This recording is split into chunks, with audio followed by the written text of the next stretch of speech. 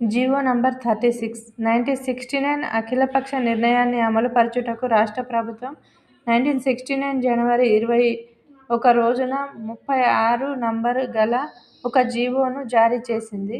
ఈ జీవో అమలు, పర్యవేక్షణ బాధ్యతలు I J. Naidu IAS, R. Vithalarao IAS అధికారులకు అప్పగించింది. జీవో నంబర్ 36 జారీ అయిన మరుక్షణమే ఆనాటి అగ్రనాయకుడు, ఆంధ్రప్రదేశ్ మాజీ మంత్రి దామోదరం సంజీవయ్య ఈ నిర్ణయాన్ని బహిరంగంగానే వ్యతిరేకించారు. ఇతనే దామోదరం సంజీవయ్య.